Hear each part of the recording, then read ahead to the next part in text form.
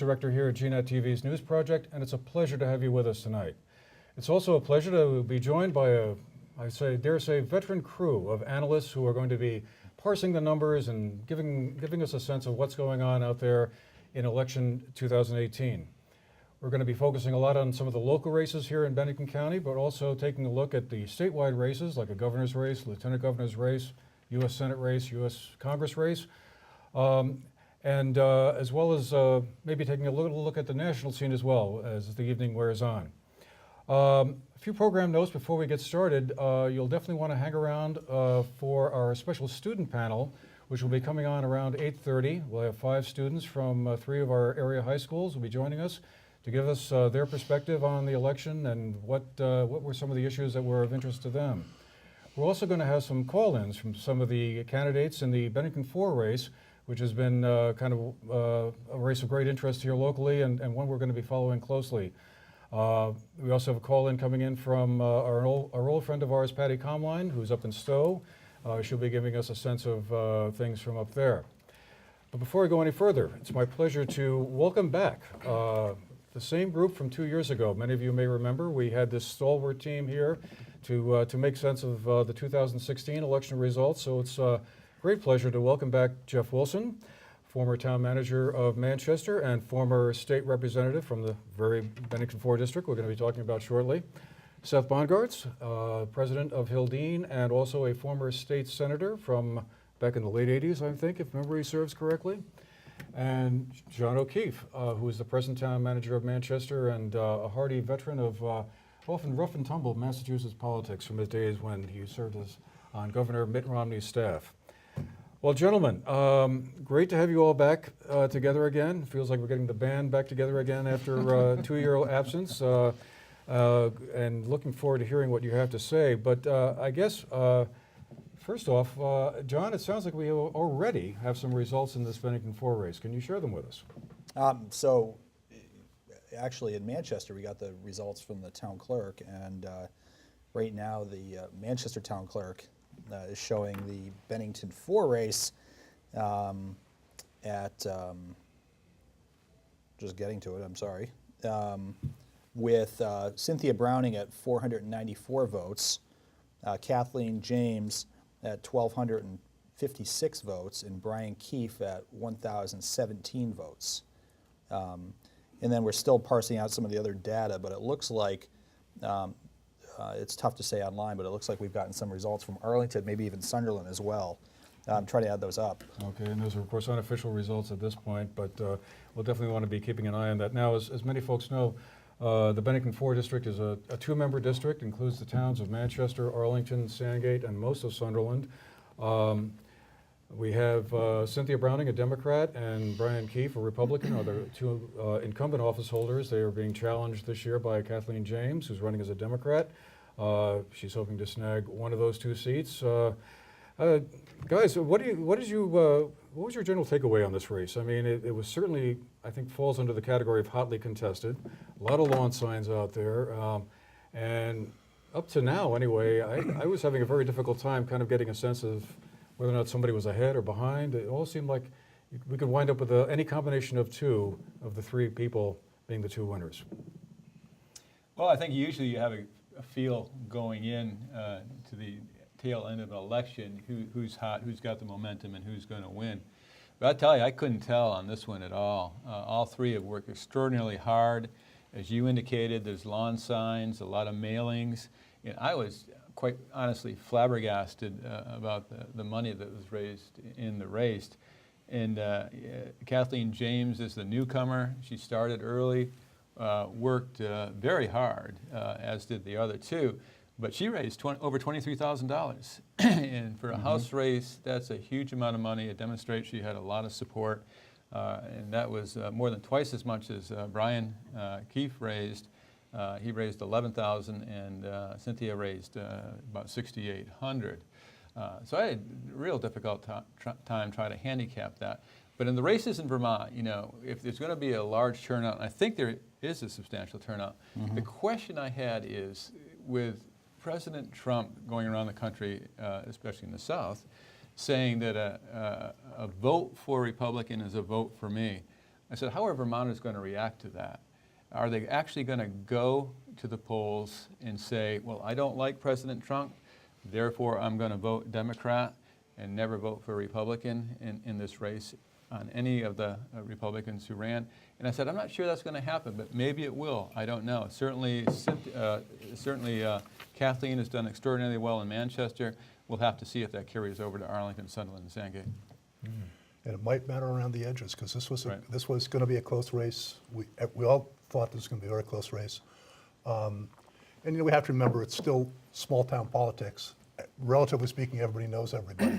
And that's why, I mentioned to you the other day when we were on the phone that I've been driving by some lawns and seeing a sign for Kathleen James and Brian Keefe on the same lawn. Right. And they're but it's two votes. Right. And so you have that dynamic working all over the place. And so it's especially hard to predict in a three-way race what's going on. The other thing I'll say about this race is, I think that generally speaking, nobody was voting against anybody, except maybe on the edges, the way that Jeff Right. alluded to. Because my guess is every time Brian Keefe heard Trump saying something like that, he cringed, because it certainly wasn't going to help. But generally speaking, I think everybody likes these people, and that's probably why it's going to come down. And I think we have some results showing that it's going to be a pretty close race. We had over 2,000 votes in Manchester alone. I just did some quick numbers here. It looks about 2,100 voters in the Senate race. So that's one. Now remember, in the House race, when we talk about numbers, people get 2 votes. Right. So we want to be careful that we don't double up the votes. But in the Senate race, the U.S. Senate race, we have over 2,000 votes. Bernie Sanders, for example, had over 1,300 votes in Manchester. Town meeting, we had a little bit over 500 voters. So you're talking about a pretty big turnout here. A town of 4,300 residents, we had well over 2,000 voters.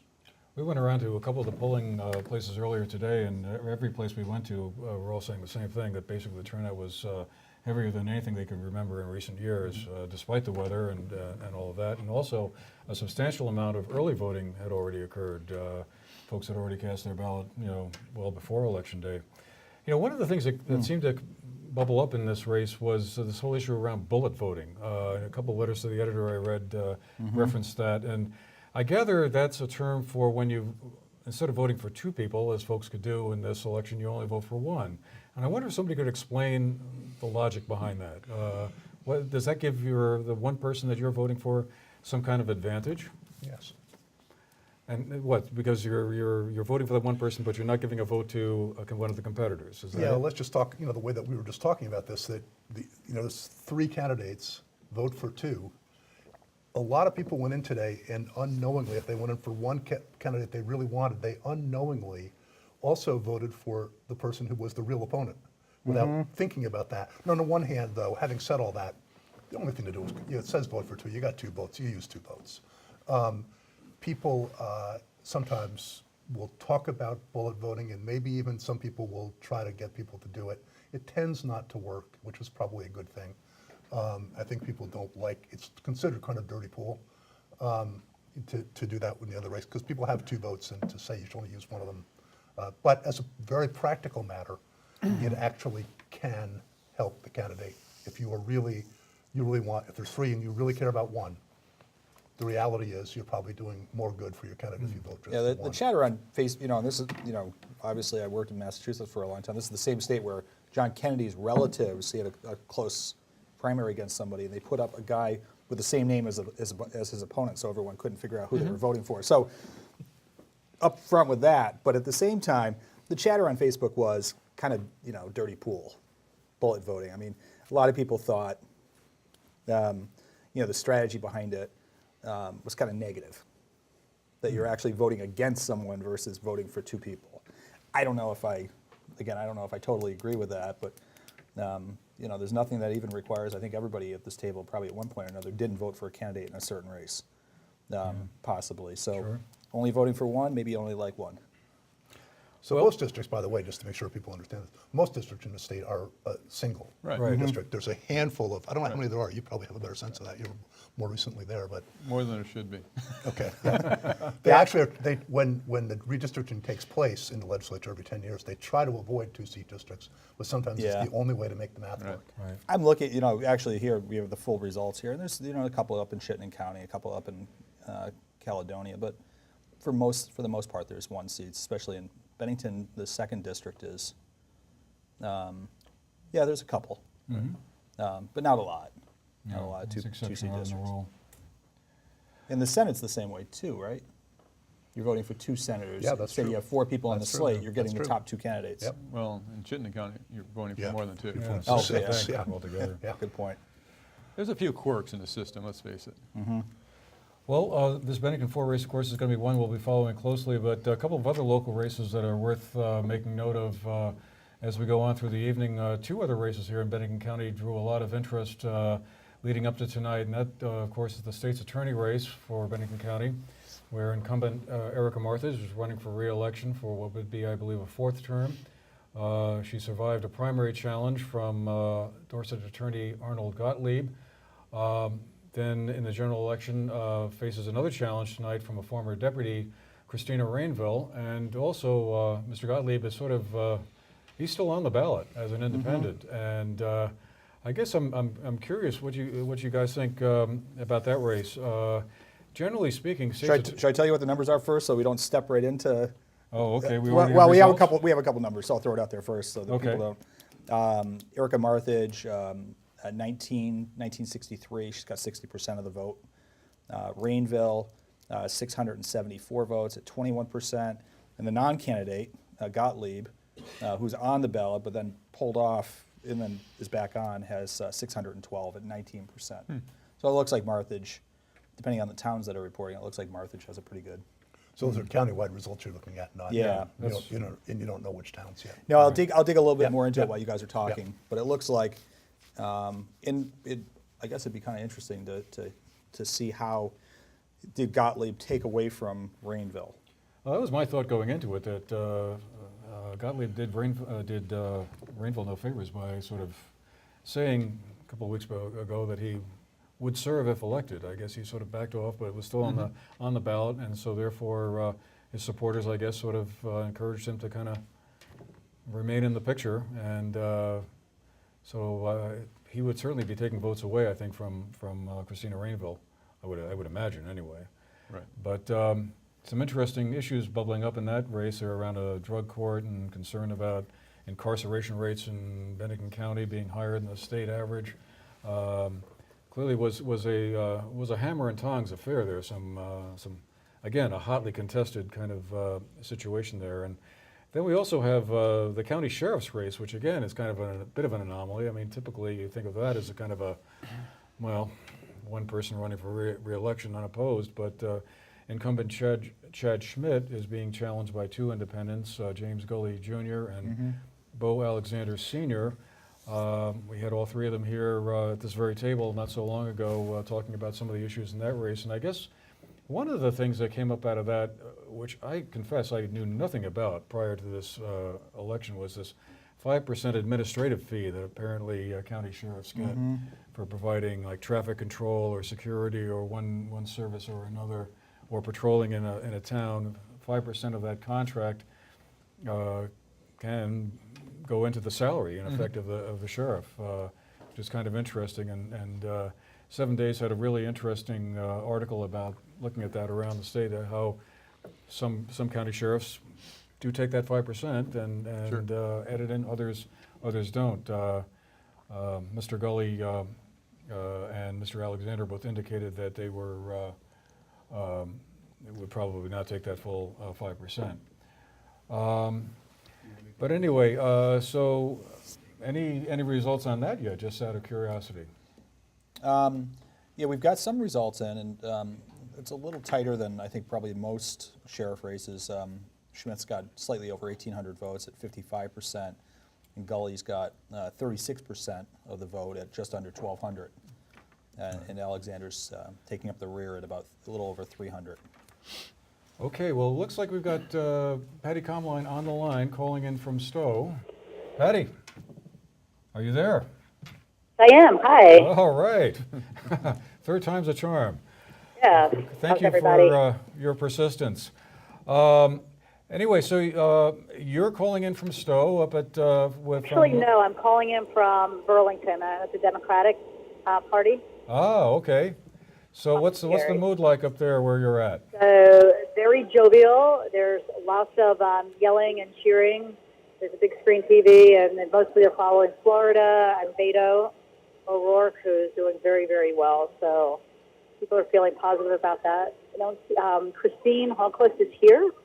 The press is around her, but I don't think anybody is holding out a lot of hope for that seat. Yeah. Well, the initial polls, the latest polls I saw indicated that she had a bit of an uphill climb to pull this one off, but I guess stranger things have happened. But I wanted to ask you what your take is on how the Vermont State House might wind up looking after we're finished tonight. As you know, the Republican Party currently has, I think, 53 seats in the State House, which is enough to sustain a governor's veto, which came in handy a couple of times during the past legislative session.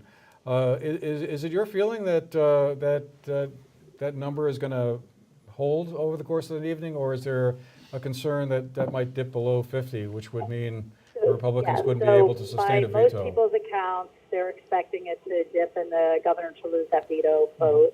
I know the Democrats and also special interest groups have poured a lot of attention and money into races because they didn't expect to get the governor's race, so they were focusing on winning that, on that veto, getting that veto-proof number. So that's where their efforts were spent, and they targeted some people. Heidi Sherman in Stowe for one, Kurt Wright in Burlington as another vulnerable seat, a couple others. So they're really going after them, hoping to get that number. And there are a few Republicans who retired, and there's no Republican to run for that seat, so it was automatically being given to a Democrat. So they were kind of down, I think, 2 seats at the get-go. Right. So by all accounts, everybody thinks the governor is going to win handily, but he will lose that number. Patty, Jeff Wilson, how you doing? Hey, good. How are you? Great. What do you think about the lieutenant governor's race? Any thoughts there? So everyone says Don ran a really strong campaign. Yeah.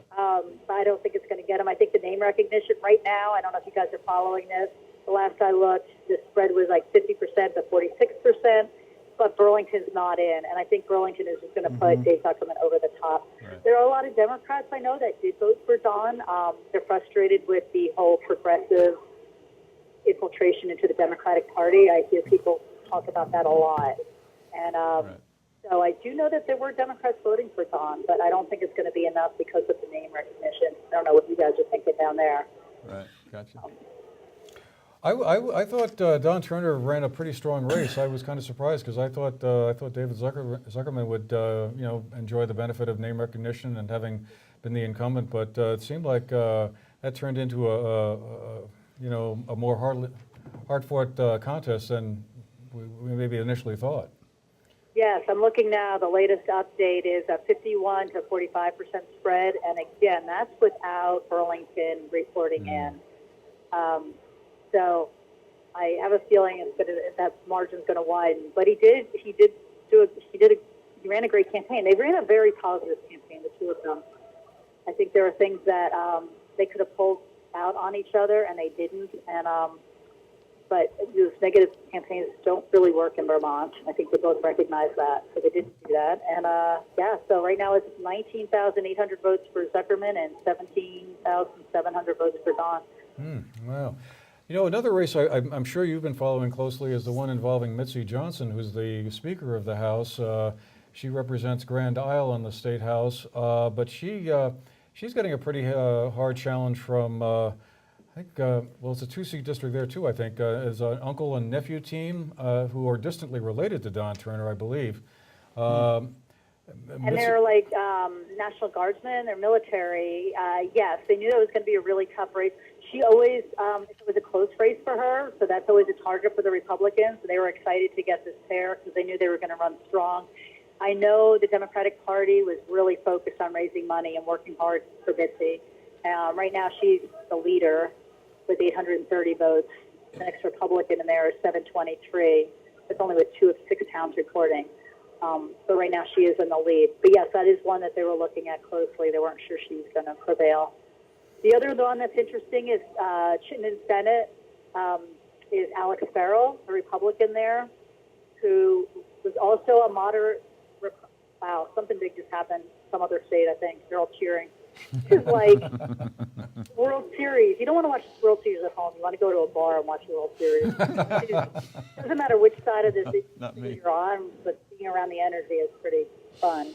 So anyway, Chittenden County, that I'm pulling that up now. Alex Farrell is a moderate Republican, young guy, very, very charismatic.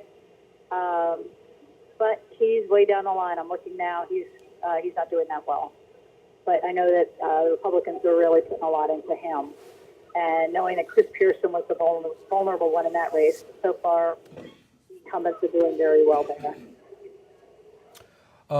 One of the things I wanted to ask you about was what your thoughts were on the amount of fundraising that was done this year.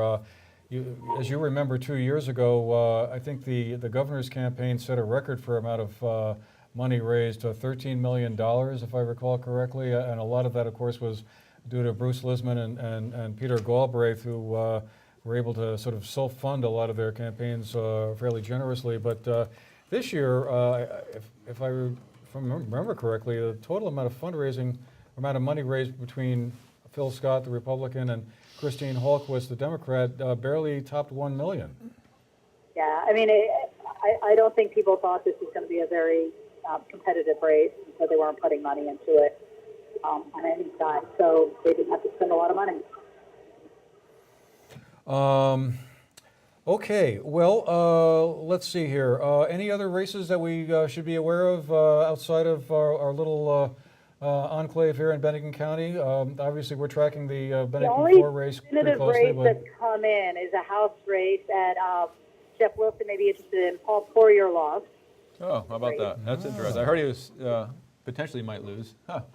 Yeah, he's sort of like an icon in the place. He's been around forever. End of an era, no doubt. Yeah, he was very, very much against the gun legislation that passed, and he recruited people to run against the people, the 2 Democrats that were running. He recruited somebody to run with him on Second Amendment people. They both lost handily, and so it's Tommy Walsh is the incumbent, and there's a new Democrat there now. So that's just an interesting from an in-house perspective because, Paul Poirier's been there forever. Paul Poirier and I were elected the same year, in Oh. 1980. That's when we both started our legislative careers together. Really? His lasted longer So than mine. that's it. I guess 8:15 was a little early to call because a lot of these races aren't in yet. But that's where it stands now. All right, well, Patty, thank you so much for being there for us. Really great to have you joining us tonight. We'll let you get back to the party there. It sounds like things are just getting warmed up, and we'll look forward to chatting maybe later on this week and doing the follow-up. But That would be great. thank you very much for being with us tonight. Take care. Bye, Patty. All right, Patty Conline, a former state representative from, Dorset, Danby, Landgrove, Mount Tabor, and Peru. Well done. Yeah. She was in office for about 12 years until 2016. Currently represented by Linda Joy Sullivan, who's running unopposed, and I'm assuming that's a fairly foregone conclusion what that race will turn out to be. But we were starting to talk a little bit about the governor's race there, and I guess I was just wondering. I mean, like I was saying, if we were sitting here a year ago, we would have said Phil Scott's a shoo-in. And then along came the gun control question and his very controversial signing of that legislation that sort of stiffened background checks and gun regulation in general. And suffice to say that he sort of fell out of favor rather suddenly among folks who are concerned about Second Amendment rights. And there was a while where it seemed like, this was kind of a whole new game here, and it was possible to envision a scenario where Scott might lose, even though Vermonters historically have returned first-term governors ever since, 1962, I believe it was, the last time an incumbent first-term governor was voted out of office. Any governor voted out of office. Yeah. First time. What did you guys think of this race? The last poll I saw had Scott up by about 15, 17 points, but with a large number of undecideds. So It's looking worse than that for Christine right It's now. worse than 16 or 17. It's almost 2-1 at this point. really, wow. You probably have some of the smaller towns, some of the smaller towns that are reporting in, but I think that some of the weaknesses that Phil Scott had, Christine couldn't take advantage of them, like the gun issue. Sure, people are probably mad. A lot of Phil Scott's base are mad with him about the gun legislation, but after he got through the primary, there was no place to really go, and I don't think she was going to outflank him on that issue. And the school funding issues that she brought up, I don't think got a lot of traction. I think it's just people are mad about it, but I think the solutions are so complicated that it's hard to describe them in a short debate. Her big issue seemed to be extending broadband coverage to all parts of the state by using the electrical utility lines to run fiber cable on, but it's never really clearly spelled out how that was all going to be paid for. That was one of her problems, not being too specific. Of course, she got in late, of course, and she didn't really just make the case for change. And Phil Scott's a likable guy, and as we've all indicated, Vermonters are reluctant to dump a governor who's only been in 2 years during his first term. Yeah. Well, in any event, looks like it's time to take our first short break of the evening. But definitely hang around, because when we come back, we'll have our group of 5 students from Arlington Memorial High School, Burton Academy, and Long Trail School will be here to give us a sense of what the younger voters were thinking about as we've crashed our way through the last 7 or 8 months. So don't go anywhere. And by the way, before I forget to mention, this is also being live streamed on GNAT-TV's website, GNAT-TV.org. So you can watch it there on your laptop or whatever your favorite device is, as well as on your television. But anyway, we'll be right back in a few minutes, so see you soon.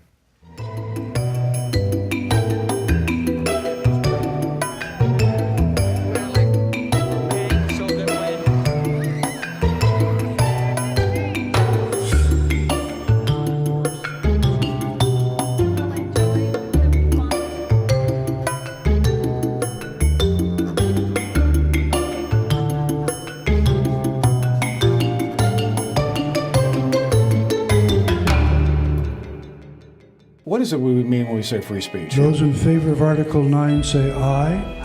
Because 20% over just a few years is obviously not sustainable. It's not just bringing in a like district there. And I have no comment on the petition. I think in the board's opinion, it's land that's not going to be developed. We are going to discuss some very contentious topics. That's the standard we all want in a small town. If this is passed, does the taxpayers kind of lose their say? What is it we mean when we say free speech? Free speech, free speech, free speech.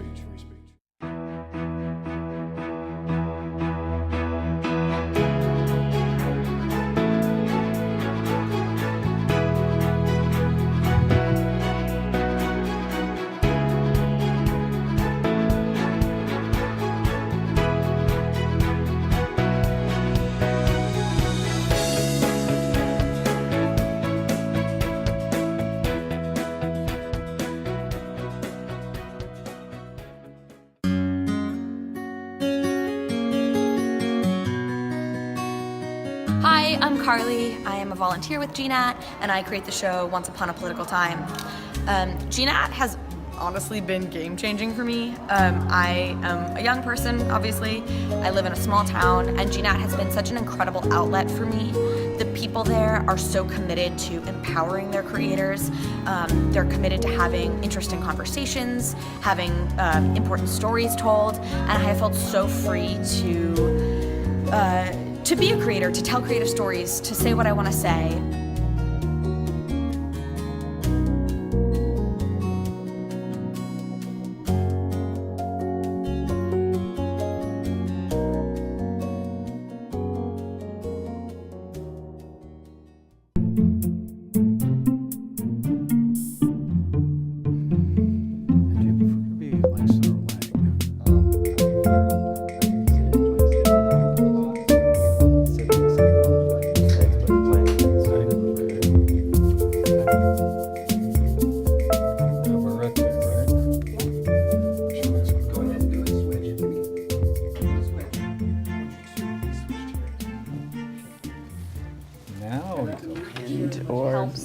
much more difficult on canvas to thrive Is free. Not only do I want the actual IRS. we're all news that we're going to come in around. Failing. Of support. So happen. Previous citrus. Because I'll tell Nobody you. played tennis without a tally stick. Miraculous. Now, if I look back at the library, them, but Actual paper. we take pride in the product. In our current state The of, majority Not illegal, but opioids from their television show. Suspended the law. Incentivized them. you know, no one's Lecture. colleges correctly. An immersive living experience.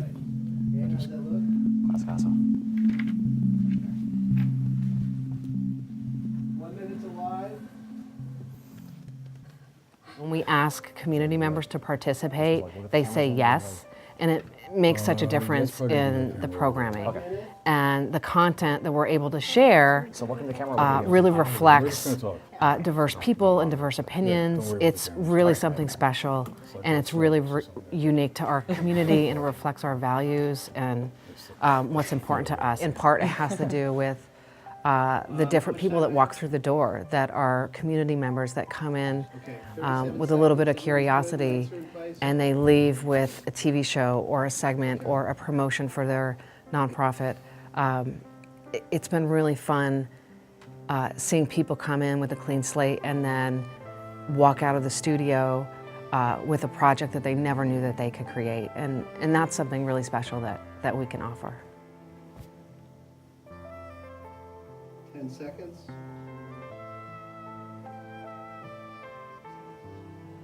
All right, and welcome back. Glad to have you back with us. Going to have a really interesting conversation coming up in a few minutes with our group of students here.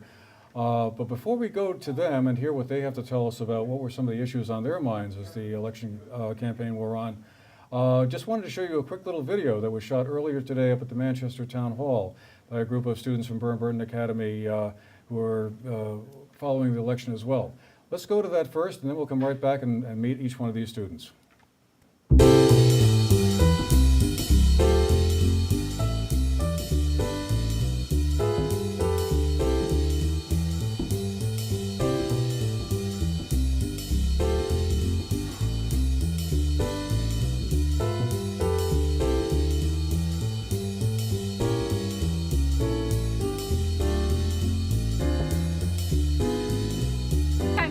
James, and I'm standing here today at the polls in Manchester Center, Vermont.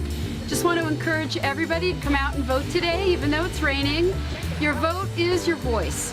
If you care about what's happening locally, if you care about what happens in Vermont, and if you care about what's happening in our country, please make your voice count today. Thanks. Well, to all of you voters out there, you know, it's a right and it's a privilege, and that's why we live in this great United States of America and this great state of Vermont. And we help you get out and vote because it's your right, and everybody needs to vote. I just think all ages. I just see a lot of people. Lines were bigger. More interest on hearing people talking and all. It's just a lot more activity. Good to see that. Anyway, here we are, back with this group of distinguished group, I might say, of 5 students here who've taken the time to be with us tonight and share some of their views on things. Going around the table here from my left, we have Langston Quayle from Long Trail School, Sean Young from Burton Academy, Aisha Navarrete from Burton Academy, Walter Berger from Arlington Memorial High School, and Ray Chen from Burton Academy as well. Folks, thanks for joining us tonight. Really appreciate you being here. So yeah, Lang, let's start with you. What were some of the issues that you and your friends were talking about as the election campaign went on? There were several big items in play, but were there some that kind of tended to come up more often than others when you fell to discussing politics? Well, I would say the ones that came up the most were probably immigration was probably the biggest because of the caravan that's at the Mexican border right now. And in general, I would say the issue in terms of the ones that are most discussed, not necessarily the most important, but the issue of anti-Semitism and in general just bigotry in general and hate crimes after what happened in Pittsburgh, and of course all of the bombs that have been sent to many politicians. It just seems like there's this feeling of violence in the country right now that's not good. So I'd say immigration and just general violence and hatred were the two biggest issues. I would kind of echo what Lang said. I think that we have been really focusing on less kind of the more technical issues and discussion, like not as much on issues like, you know, Social Security, Medicaid, those types of things, but more on, I would say, like issues of like safety and well-being, gun reform, LGBT rights and acceptances, and then, of course, in kind of a broader, more abstract sense, climate change and how that's impacting the world that we all live in and our ability to remain safe in that world. Mm-hmm. Okay.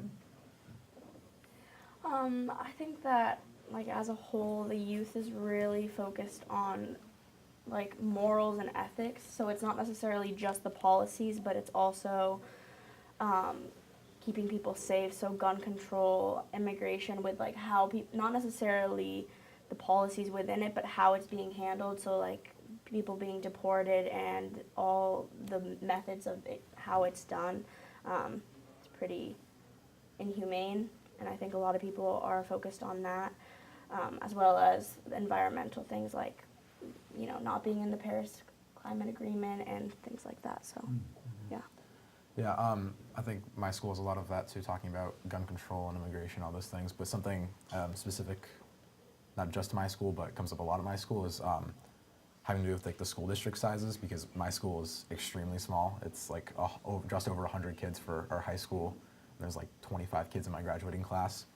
And so with Act 46, with like having the merge of the school districts, that comes up a lot, because I know pretty much the majority of my school would all agree that we would prefer our small school size, because you get a lot more one-on-one time with teachers, and just like a general better sense of community with that small size. But then at the same time, there's the drawbacks of like the budget for the school and all those things. So I think that's something that definitely comes a lot at my school.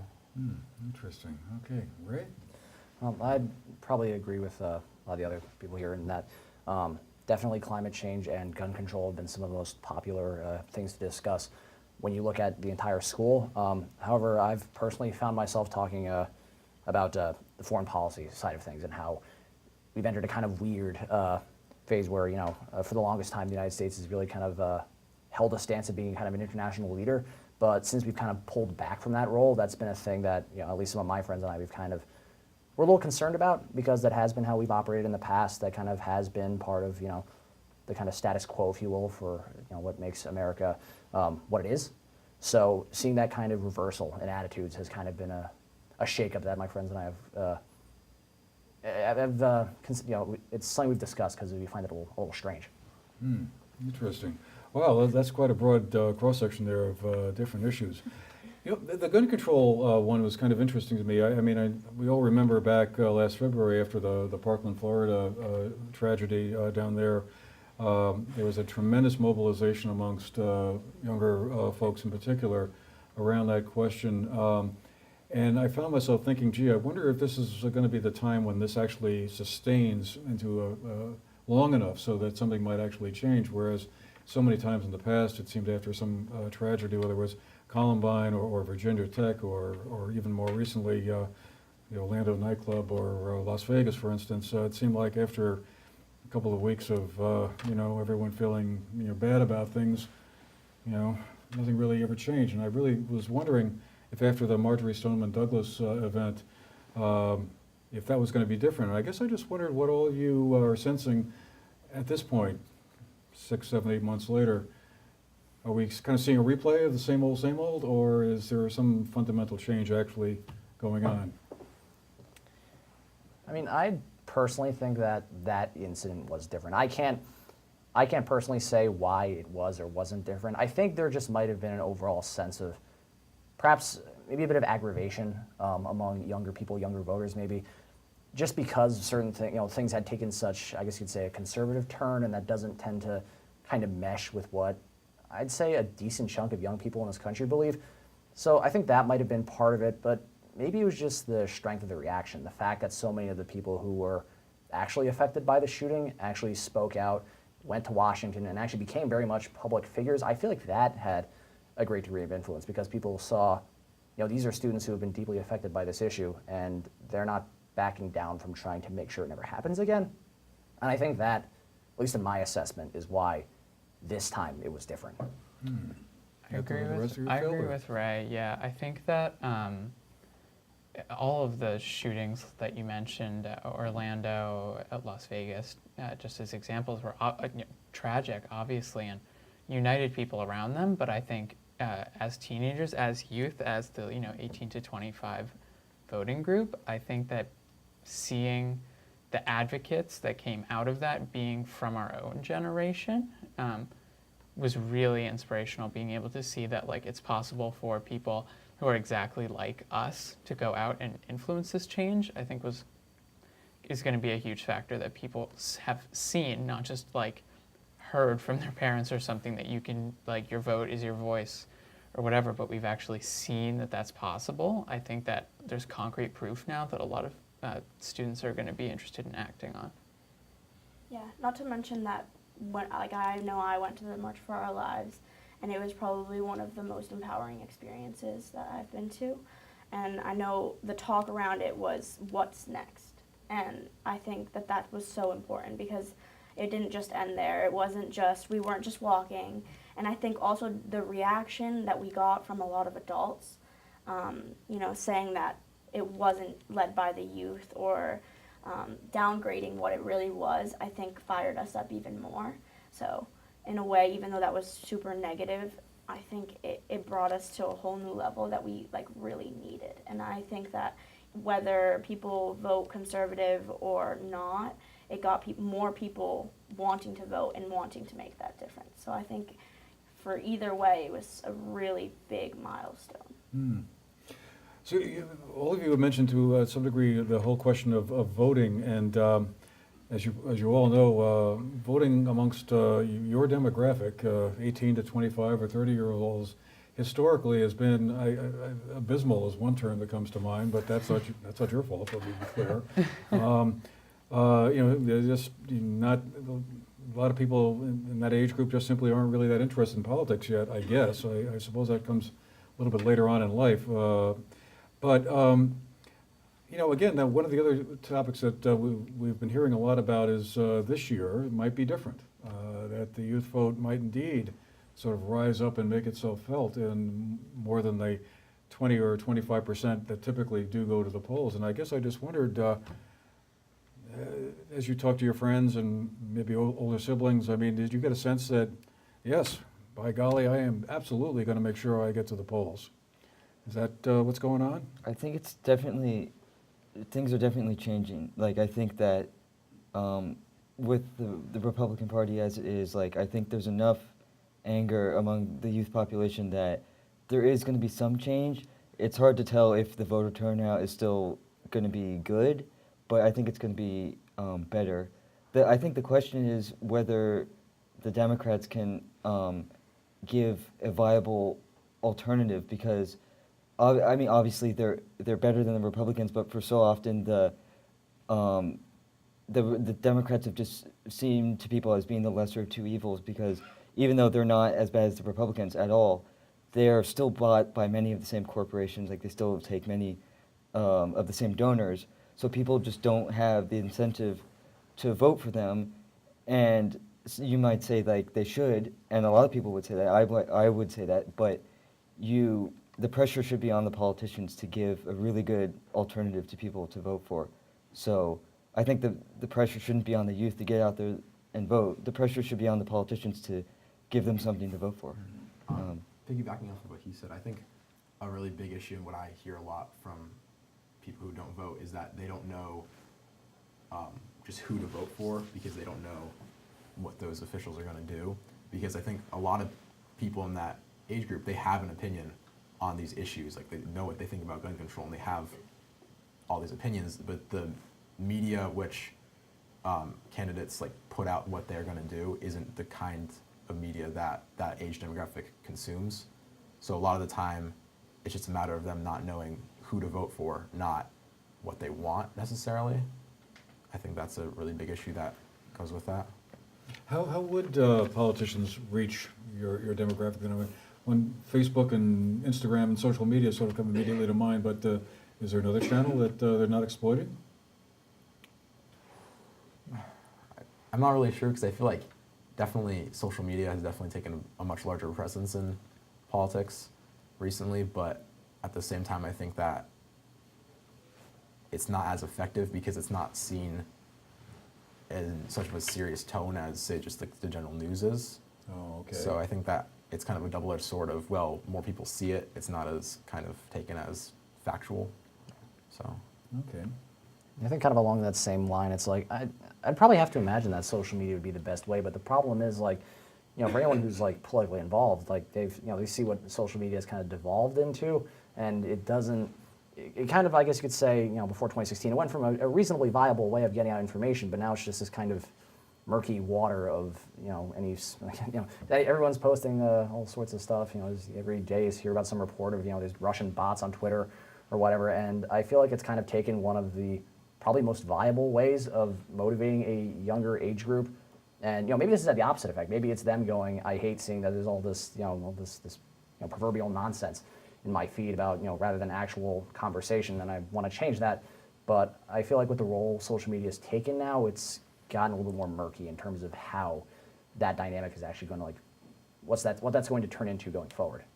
Yeah, I agree with Ray. I think that when I see something on social media, news-wise now, my first instinct is to go and, if it's something that is like a big headline, something like very impactful, my first instinct is to go and like try and find like a fact check on it, because there's just so much that is put out on social media that's not true. So I think that it's kind of, like he said, kind of gone downhill recently into something that is difficult for the youth to trust in many ways. Like that's been an issue that even schools have talked about, you know, the youth putting on a persona on social media, and I think sometimes it's the same for politicians, anyone who's in the public eye. So I think it's kind of tough on social media to be able to determine like what's really real, what they're trying to say. Yeah, well, I mean, it certainly seems like in the last couple of years, particularly since the 2016 election, when there was a lot of controversy about Facebook posts and bots and trolls and whatnot, that you know, a lot of people wouldn't take that what might be said at face value. Yet at the same time, apparently, it seems to be considered quite influential. It's an interesting kind of paradox there, but we'll have to see how that all evolves, because quite frankly, I find it completely baffling and confusing. But anyway, you know, one other issue a couple of you mentioned was climate change, and obviously a big issue for you folks. You know, all the projections I see about, you know, climate change involve some kind of bad stuff happening in 2030 or 2040, right when you'll be in prime time. And one of the ideas that surfaced to kind of, you know, do something about that kind of now came up in the governor's campaign here in Vermont this year, is a carbon tax, where, you know, carbon emissions would be taxed by a certain amount, and that money either returned to voters as a tax rebate or go put into subsidies for renewable energy. And I guess I just wonder, was that idea, which I guess kind of gets us a little bit down into the weeds of this whole subject, but was that something you guys talked about, or as a real viable tool that should be exploited, or was that just another tax that was just going to be kind of useless? Any sense of that? I found that to be extremely important. You know, we're said to be one of the most powerful countries in the world, yet we fall so behind when it comes to environmental issues. So I think that is just a good step in the right direction. I know personally I went to a lot of town hall meetings this year about renewable energy. It was a non-binding act, but even then there was controversy, and it was just really interesting to hear people's opinions on something that seemed so simple just because of the economic aspect of it. And I think that a lot of people just need to realize that even economically speaking, in the future, we're going to save a lot of money if we deal with this issue now. So I think that it's a great idea, and I think that you know, we should take examples from tons of other countries and, you know, kind of follow in their lead when it comes to environmental issues. Kind of bounce off what you were saying, Aisha. I remember I read something where it's basically like, you know, it's a lot of people are concerned, like, oh, it's going to cost us a lot of money to bring in renewable energy or what have you. But I once saw, there's an article I read, it was by, this is an economist, he was breaking down how, like, if we don't tackle this now, all the money we're afraid of spending now, we're going to have to pay later because, as climate change gets worse, as, say we run out of, like, traditional fossil fuels, that's going to be money we're going to have to pay back at some point. And for me, that's been kind of one of the big components is, like, I feel like this will only get worse if we don't handle it. So that's why it's an issue I think we need to handle now, because a lot of people go, oh, it's not directly affecting me, it's not having a big impact now. And I realize, these issues are kind of weird when it comes to, like, how people react to them in the broader sense, but, like, if we don't do something now, it's only going to get worse. Mm-hmm. Well, okay, looks like it's just about time for our next commercial break, or promotional break, excuse me. But I wanted to thank all of you for taking the time to be with us tonight. Been really great and inspiring to have you all here tonight. I want to thank Langston Quayle from Long Trail School, Sean Young from Burn Burton, Aisha Navarrete from Burn Burton, Walter Berger from Arlington Memorial High School, and Ray Chen from Burn Burton. Thank you all for being with us tonight and sharing your insights into things, giving us a different perspective on things that we might ordinarily hear. So thanks a lot. And again, folks, all of you out there, we're going to go away for a short break for about 3 or 4 minutes. But when we come back, we'll be hearing from some of the candidates in that Bennington 4 race, getting some phone calls in from Kathleen James and Brian Keefe, we hope, and also perhaps a personal appearance from Cynthia Browning, if all goes according to plan. We'll see how the technology saves us or sinks us, whatever. But anyway, don't go anywhere. Keep your browser or whatever it is you're using to watch us right where it is, and we'll be back in a few minutes. Thanks again.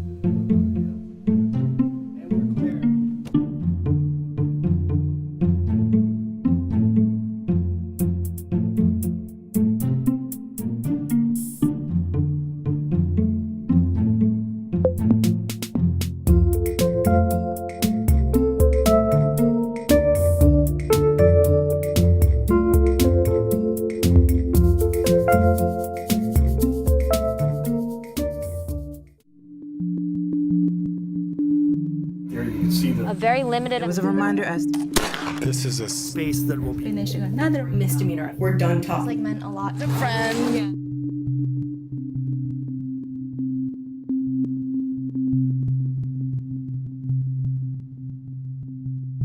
Vital. One thing that's a skate park. Code to 8 redneck flames. Volunteer. Sustainable life.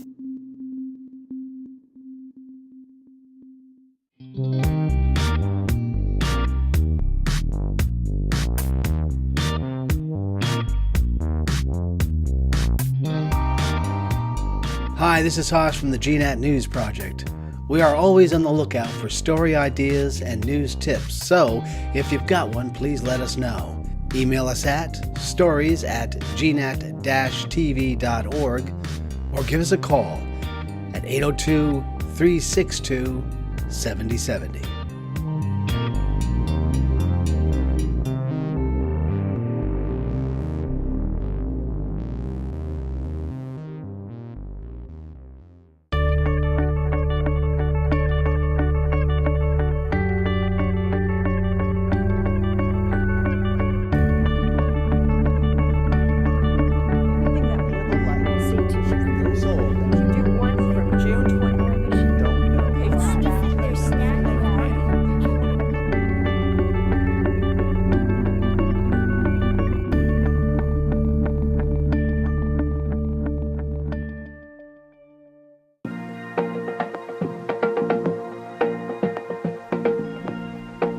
Good evening, and welcome back to Sportshire. I'm your host, Griff McClellan.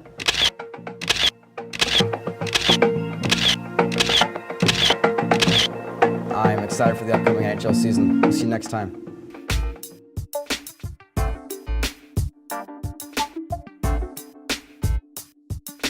Hi, I'm Levi. I'm Joe. And I'm Thomas. Welcome to Kids on Sports, Season 2, Episode 2.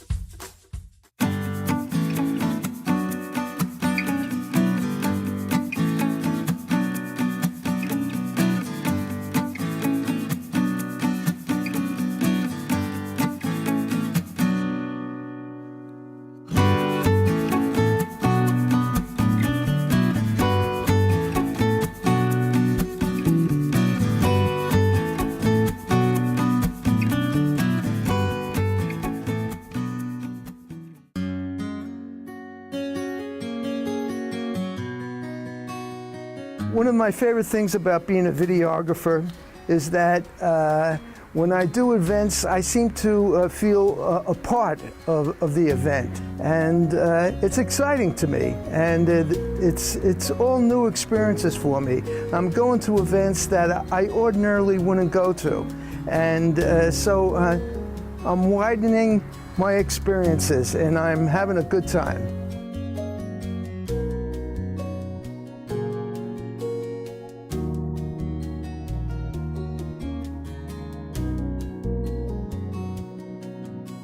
Welcome back. Good to have you with us again.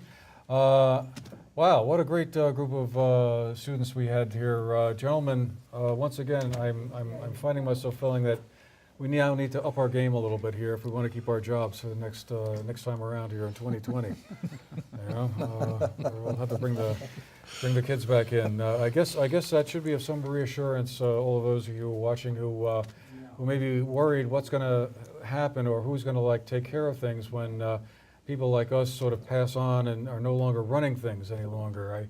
I think we can all take a deep breath and say somehow or another everything is going to be okay. Anyway, great to have those young folks with us. And anyway, joining us this half hour, we hope, will be both Kathleen James and Brian Keefe by phone, giving us their takeaways from what's happening out there. We've got some results we can share, or at least tentative results we'll share with you in a moment. We're also hoping to have Cynthia Browning stopping by in person a little bit later. But gentlemen, before we dive too deeply into the Bennington 4 race again, it might be worthwhile just touching on the U.S. Senate race. There was a former presidential candidate running for re-election for another term in the U.S. Senate, Bernie Sanders, of course.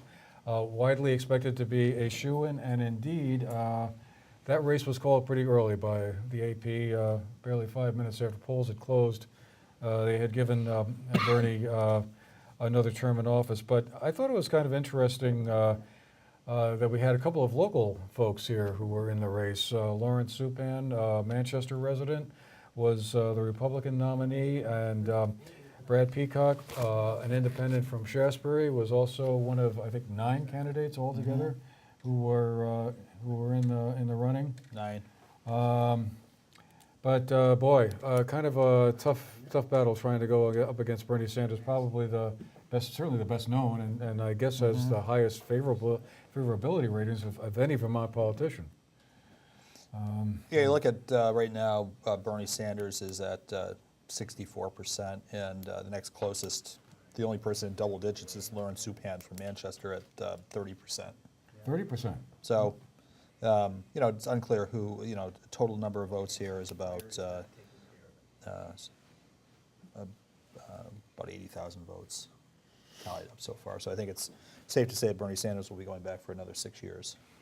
And then it will be interesting to see if he wants to try to make another run for the presidency, which maybe is a conversation that we can get into in our next half hour after this, is once we maybe explore a little bit about what's happening elsewhere around the country, kind of say, well, what does this mean for the 2020 presidential race? And yes, I know you're all groaning out there. No, wait a minute, it can't be. We're talking about that already. But there is an interesting undercurrent. I'm just looking at the two numbers here. So the two U.S. Congress races, the U.S. Senate and the House of Reps. Peter Welch got 66%, Bernie Sanders 64%.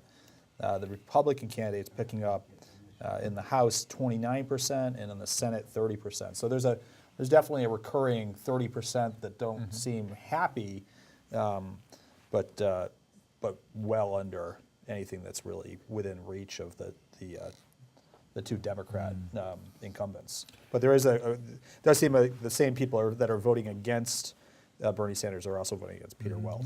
That would make sense, I guess. I don't think Peter Welch was ever in any jeopardy at all in this one. Although it was interesting, the Republican candidate, whose name I'm going to probably mispronounce badly here, Anya Tanio. I'm sure it's probably something else, but a young lady, 25 years old, I think. Oh, wow. Kind of was kind of, well, Brooks Page, I guess, sort of had his name in for every seat, and when they had a conference after the election, this young lady became the nominee for the congressional seat, and seemed to kind of make a favorable impression among a lot of folks, and clearly might be someone to keep our eyes on going down the road. She certainly has a potentially bright future ahead of her. Well, anyway, before our phone callers arrive, let's get back into the Bennington 4 race. That's the one we're probably following the closest. Again, two-member district, Manchester, Arlington, Sunderland, Sandgate, most of Sunderland anyway. The other part of it is in the Bennington 3 district, which is going to be won by David Durfee of Shaftesbury, since he's the only candidate in the race. But John, what numbers do we have so far? Things are looking fairly good for Kathleen James, apparently. Yeah, you know, I'm tallying up the different numbers, different data sources here. So Secretary of State, and then I know what I've got from the Manchester's town clerk, Anita Sheldon, and it looks like Cynthia Browning, 1,820 votes. Kathleen James, the only one over 2,000 votes at 2,028, and then Brian Keefe in third place at 1,651. So about a little short of 200 votes separating Brian Keefe from Cynthia Browning, it looks like. So at this point, it looks like it's going to be Kathleen James and Cynthia Browning, unless I'm missing something here. But I've kind of put together a couple different data sources. You got 4 towns in the district, and it looks like most of them are accounted for in there. So that's what, Manchester, Arlington, and what, Sunderland vote totals there do we have? We have Manchester and I believe Arlington, and I'm still trying to work on it, but either Sunderland or Sandgate. Or I might have both of them. I'm still trying to drill down into that data online, but it looks like that the numbers here that are missing, because I do have the Arlington numbers online too that are in here. So if we are missing a town, it's going to be one of the 2 smaller towns. It's either going to be Sandgate or Sunderland. And I think that the almost 200 vote margin is going to be tough to overcome. Well, one of the things that jumps out at me from those numbers is the sheer number of them. Clearly, across the entire district, voters showed up. They did. As we were commenting upon anecdotally earlier. Wow. Well, so any theories while we're here as to what accounts for that kind of vote total? I mean, we mentioned earlier the Trump effect. I guess I was wondering if Governor Scott's coattails were going to turn out to be long enough to kind of give Brian a bit of a boost, but that doesn't seem to be the case so far. If those numbers are correct, it does not seem to be the case, and you have to wonder when people went into the booth what they were thinking about. Maybe they like Phil Scott, but don't like Trump maybe, and they took it out on the folks in the races below the top of the ticket. I don't know. It's supposition, and I'm sure some folks will be trying to pick that apart tomorrow and the day after.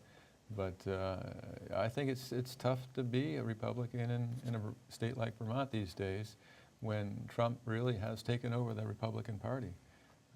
And even good Republicans have a tough time. They have a tough time because Vermonters generally just are not too enthusiastic about President Trump. I think he has one of the lowest favorability ratings in the entire country, somewhere in the mid-20s or something like that. Was I remember seeing? Well, that's a seat I know that the Republicans really wanted to hold on to. Absolutely. As part of that 53-member minority, but was enough to. Yeah, and Brian's a very capable representative, smart guy. You know, been in the community a long time. Served as chair of the planning commission for a number of years. So he's certainly capable and effective. He was an effective House member, I think. So we'll see how the numbers come in and see if John is correct or not in his supposition. Almost 5,500 votes. I mean, each person could have gotten 2. We talked a little bit about the bullet voting, but almost 5,500 votes divided by 2, but 2,750 voters, possibly. I will say that I'm surprised at this, because I really thought that Brian was going to win. He ran first the last time, actually. Correct. And I think it goes to the theory that Jeff was talking about a minute ago and earlier. I think the Trump effect has to have done it, because I fully expected people to be splitting their tickets, and I know that people like Brian. I've never, I think being a Republican this year killed him. And I think that's the only reason. And I think, by the way, Kathleen James, just as a, looking at it, ran one of the best campaigns I've ever seen anybody run for the House. She ran a fabulous campaign. Absolutely. So she had huge momentum and just a lot of energy around that campaign. It doesn't mean the others didn't run good campaigns, because they did. But Brian, I think, just in the end, just couldn't overcome being a Republican this year. And as Jeff said, it's a little bit hard to square all that when people are still voting for Phil Scott. But they know, Phil Scott. He's a, I don't know, manager, and there's two choices there, and they chose Phil Scott. But in this race where there were three strong candidates and two of them were Democrats, tough year. I'm going to verify what I said earlier. I know everyone's sort of already kind of moved past this, but the results that I have that are online are Arlington and Sunderland, and then I've added in Manchester, so the only town I'm missing is Sandgate. Gotcha. So that is, these results are pretty much done deal. Yeah. Yeah, I mean, number of voters in Sunderland, I'm not sure how many, but even if all of them... Sandgate. I got Sunderland. I got Arlington and Sandgate, and I have the Manchester numbers from the town clerk, so... In Sandgate, yeah, just not enough voters, even if everybody voted, and they all voted one way, Yeah. Interesting. Do we have any numbers on that sheriff's race while we're waiting to see if we get our first call in here? That's another one that looked like it was kind of close there for a while, or closer than one might have thought. That's the one where we have Chad Schmidt being opposed by two independents, James Gully Jr. and Bo Alexander Sr. Another one that was kind of interesting. And looks like Mr. Schmidt is... a little over 3,000 votes. And Chad Schmidt at 55%, over 1,800 votes, and Jim Gully at 36%, just under 1,200 votes. So a little tighter than maybe some sheriff races in the past. Does that suggest Bennington hasn't come in yet? Yes. Yeah. And I think that's probably Chad's strong point. One of the big issues, in addition to that 5% administrative fee that we were talking about a little earlier, was how vigorously the sheriff's office ought to be involved in the opioid question, which kind of struck me as kind of an interesting point. I mean, it's certainly a very serious problem, and probably every lever or tool that we have should probably be employed. But I found myself wondering, well, what's the county sheriff supposed to be doing with the opioid thing? I mean, obviously, law enforcement and all that, they can be involved in interdicting it, but other than sort of collaborating with other town police forces or the state police, I mean, it's kind of not the platform we would normally think of as to being the place where you could really make a big difference in that.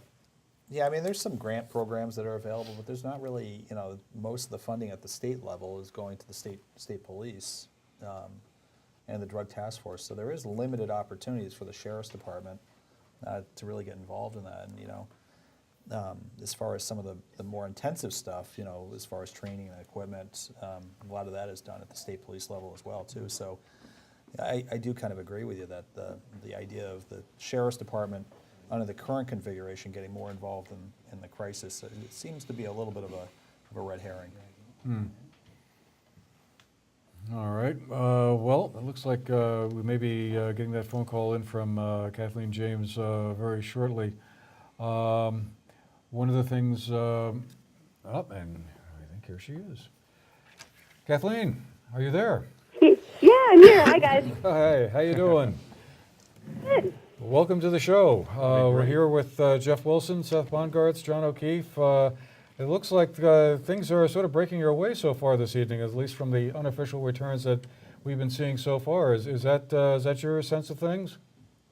Yeah, I mean, it sounds like we're all looking at the same unofficial results. I mean, things are looking pretty good, but I'm a cautious person, so I like to wait until everything's official.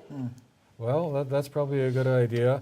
Assuming things sort of hold out the way they look like they're going, what do you think sort of was the strongest element in your campaign that kind of got you to this point? Was there one issue that you feel was critical, or something that you did, or the way you ran your campaign that accounts for some of the numbers we're seeing so far? I don't know, because I was running against two fantastic public servants, and all three of us worked very hard, and I thought all three of us had a very positive message. So, I really can't tell you. I'm sorry, I'm not a wizard or an alchemist, but, I don't know. I thought it was a great race, and I thought it was very positive, and, I just did my best to connect with voters one-on-one. We knocked on a lot of doors, and I think that always makes a big difference, and maybe this is a year when voters are looking for, a little bit of a new vision or some new leadership. Do you think, we were speculating earlier, you may have been watching that you may have benefited a bit from the, I guess we could say, the blue wave that's been much talked about, a lot of voters going to the polls, very heavy turnout, it seems like, also, not only in this district but across the entire state, but that voters were also, Donald Trump was sort of on the ballot in a way. Yeah, it could be. That would certainly make sense. Unfortunately, I'm at a party at the Wilburton, and so we were having some technical difficulties, and I wasn't able to tune into your show. But I do think in many ways that Trump was on the ballot across the country. That said, that wasn't something we spent much time focusing on in our race. We talked about local issues and and issues that impact voters here in the state of Vermont. So I'm sure it impacted the turnout. It seemed like wherever we were anyway today, going from poll to poll, that turnout was high and heavy, and that's fantastic. I know the highlight of my day was watching a bus of first-time voters pull up from BBA. To watch those high school students step off the bus, and a lot of them registered and voted today for the very first time. And, if that's a silver lining of this election, then it's all worth it as far as I'm concerned. That's right, because you in Vermont you can register to vote and then vote at the same time, and not the case at all elsewhere across the country. I think there's only 3 states that have that system. Yeah, it was pretty neat to watch. We were there watching the students. Do you have the numbers? Watching the students walk in, and they were all voting in their first election, and I just thought it was a very positive sign. Like I said, it was my favorite moment of the day. I bet. Well, okay. Well, Kathleen, we'll let you get back to that party then at the Wilburton. I'm sure you and your friends are going to be enjoying the rest of the evening. It looks like from the numbers we've seen so far. Let's see, 2028 for you, 1,820 for Cynthia, and 1,651 so far for Brian. The only time that we Okay, want well, is you guys Sandgate. know more than I do then. Well, Kathleen, it's John O'Keefe. I'd throw caution to the wind if I was you, to be honest with you. It also makes for boring TV, but it looks like you won. I hate to get right to the chase. The only town I'm missing is Sandgate. And unless Sandgate has 200 voters and they all vote against you, you've won. So say those numbers again. Sorry, I'm sorry I'm such boring TV. Oh, you're doing fine. Well, you're staying on message. You're staying on message. That's good. I have you at 2,028 votes. I have Cynthia. Okay, 2028, yeah. I have Cynthia at 1,820, and I have Brian at 1,651, and that includes the Secretary of State's site that has Arlington and Sunderland, and then the results that we got from Anita in the Manchester Town Clerk's office. So the only town it looks like that we're missing is Sandgate. All right, well, that's super exciting. So crack open the champagne. All right. So that's not boring. All right, Kathleen, we'll let you get back to the party. Thank you again for calling in. Yeah, thanks a lot, guys. Okay, congratulations. Bye, Kathleen. Bye. All right, we have Brian Keefe on the phone coming in next, I believe. No, not yet? Okay. Okay, well, Brian, if all goes according to plan, we'll be calling in shortly. We'll see what his takeaway is on the evening. You know, I just was thinking a couple of other interesting House races going on around Bennington County. Just while we have a second here, we could talk a little bit about them. Down in the Pownell-Woodford district, Bill Botso, longtime incumbent office holder, has retired this year. There's a competitive race going on in that district between Nelson Brownell and Fred Miller, and also a third candidate, Jim O'Connor. In the Bennington 2-1 district, that's another two-seat district, similar to the Bennington 4 district we've been talking a lot about. We got, let's see, 4 candidates there, including Tim Corcoran, is one of the incumbent office holders there. 3 other gentlemen are trying to grab one of those seats too. Other interesting race, not that because it's a competitive one. The Bennington 2-2 district, there's another two-seat district. Mary Morrissey, an incumbent Republican, and Jim Carroll are in that race, and that is the seat that Kaya Morris resigned from following that unfortunate situation that came up last July or August between that. I got anyway. just a couple of quick. Mitzi Johnson, Patty Kamala, I was talking about her earlier. It looks like she's safe. She got 30% of the votes. The 2 Republican challengers, both at 22, and then you have Heidi Sherman. Looks like narrowly escaped a tough challenge from a Democrat at 52%. The challenger at 48. It's a single seat. They've got about 2,500 votes. So it sounds like, and it's a single town. Might be all in. It looks like it's all in. So it looks like she may have escaped a close re-election bid. Do we have Brian on the phone at this point, or is he ready to go? Okay. Hello, Brian? Andrew, how are you? Hey, all right. Thank you for joining us tonight. I'm here with a bunch of old friends here, Jeff Wilson, Seth Bongartz, and John O'Keefe. So how are things looking to you at this point? I know a number of towns have reported in. What's your sense of the situation? I lost. I called Kathleen and congratulated her about 15 minutes ago, and I called Cynthia and left her a message. I think she's on her way to your studio, so I probably missed her. But no, the voters have voted, and I came in third, as far as I can tell. I know Sandgate hasn't reported yet, but there's not enough. The margins are beyond, I think, anything changing. That's how I read it. I don't know. You guys read it any differently? Well, John, you're our numbers guy here. Yeah, it looks like it's about a 200 vote spread between Kathleen and Cynthia, and then between Cynthia and you, another 200 votes. So it looks like there wouldn't be enough votes in Sandgate to overcome that. Right. Well, for what it's worth, Brian, I thought you ran a really strong race, and really had some good points that you made on a lot of the issues. It's got to be a tough one to take. Yeah, I'm not. I don't regret any of the positions I took during the campaign. I don't regret any of my votes. I feel I represented this district well, and I'm thankful that the voters gave me a chance to be the state rep for 2 years, and I'm proud of the accomplishments of the legislature and that to turn things around. But clearly, this cycle, voters have other things in mind, and that's fine. You know, I ran to give voters a choice, and this year voters had a choice, and they just chose differently. Mm-hmm. Well, Brian, again, thanks for coming on and phoning in. Again, well done, and I'm sure this won't be the last election for you either. At least that's my crystal ball projection.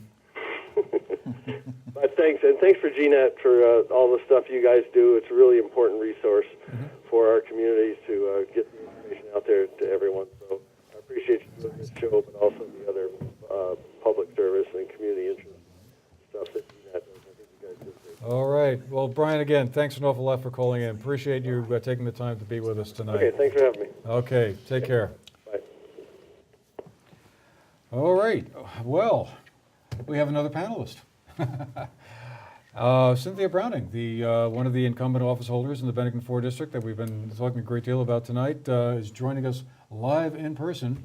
So Cynthia, you've seen some of the same numbers we've been looking at here. What's your sense of the evening? Yeah, it's really kind of amazing because we're all sort of, I mean, we've all seen things. I saw things on my computer at home, but it was hard for me to be sure what was there, and I think I'm so fried at this point that I wasn't sure I was reading across the lines properly, and then I wasn't sure of my addition, and that's usually something that does not fail me. You're supposed to be an economist, right? I know, but right now I'm not sure I could add things up properly. So if this holds up, I'm very, very happy and pleased to be returned to Montpelier, and I'll do my best to continue to be an independent voice for, I hope, common sense and creativity to serve this district. Was there one issue or two that you felt really were kind of cutting issues that kind of shaped the race, or was it sort of more general type of questions that voters made their decisions on? Wow. I think some voters made their decisions based on who they knew and their emotional connection to people. I think some of them were voting in terms of Trump or anti-Trump or that kind of thing. And I think some of them had particular issues.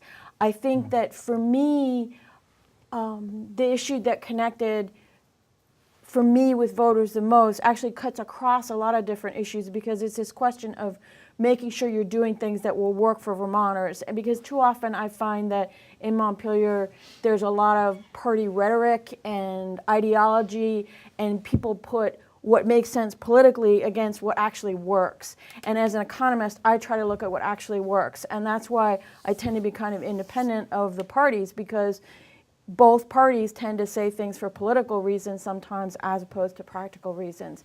So that's one of the things I work really hard to do, and I hope that's one of the things that voters value about me. So that's one of the ways that I connected to voters, but it's really hard to generalize. What's the so you've got a new teammate up in Montpelier. What advice would you give Kathleen before she goes up? She's got a little while to get used to things before she goes up in January. But what do you think is the one piece of advice you'd give her?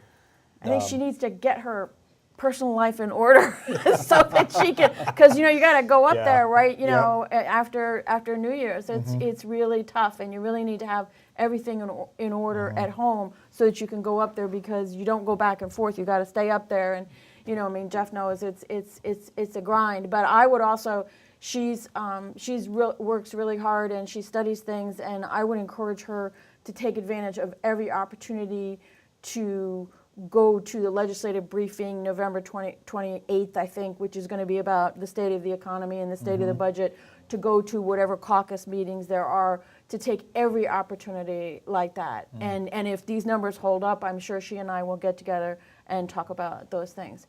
But that's what I would do. It's kind of like starting college.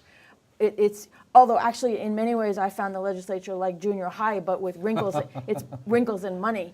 Besides, I'm a history major, and I remember studying about Dewey and Truman, so I'm a little hesitant. Yeah, but I'm pretty confident that it's going to be you and Kathleen. I've pieced together a couple different pieces of information here. I think.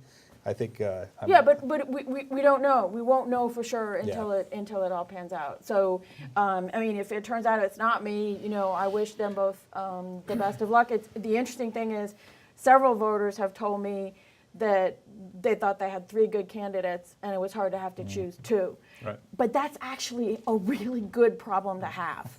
That's a good problem to have. For sure. So. Well, we were talking here basically. I didn't have a good feel for the race. I thought you had 3 very capable candidates who all worked very hard. So I wasn't sure who was going to come out on top and who was going to lose. Did you have a feel for the race in any respect, or as far as? Well, to be frank, I felt that. I wasn't sure I was going to make it. I still don't know if I made it, but I know that there are a lot of Democrats that are further to the left than me, and that they would like me to go to the left. And I just can't say things are going to work when I don't think they're going to work. So I didn't know how much that would hurt me. Yeah. Well, congratulations. I think Arlington's winning everything this week, actually. Yeah, right. Go Eagles! I like that. Well, all right. Well, Cynthia, again, thank you so much for stopping by in person to share your thinking with us tonight. And congratulations if the numbers hold up as they seem to be indicating so far. Looks Thank like you. you're Thank you. going to be going back to Montpelier. And congratulations to Kathleen and to Brian for a good race, and I'm glad I came down because I like being here in person. It was, I think it's great that you guys do it, and thank you for taking care of the local area. Well, we'll do what we can. All Thank right, you. thanks Good luck. again. All right. All right, well, we're going to take a short break and be back in a few minutes. But again, don't go anywhere. We'll be back for another half an hour or so of further conversation and discussion and analysis by our crack team of political interpreters here. So hang around, don't go anywhere. We'll see you in a few minutes. Great.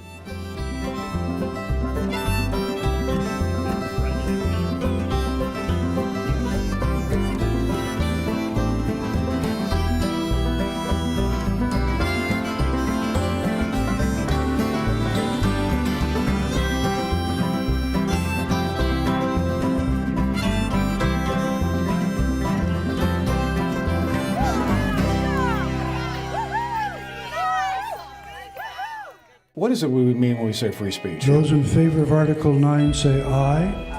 Because 20% over just a few years is obviously not sustainable. It's not just bringing in a like district there. And I have no comment on the petition. I think in the board's opinion, it's land that's not going to be developed. We are going to discuss some very contentious topics. That's the standard we all want in a small town. If this is passed, does the taxpayers kind of lose their say? What is it we mean when we say free speech? Free speech, free speech, free speech. Did you know that GNAT-TV offers field trips and other educational experiences in media arts to schools and youth groups? Call us at 802-362-7070 to learn more.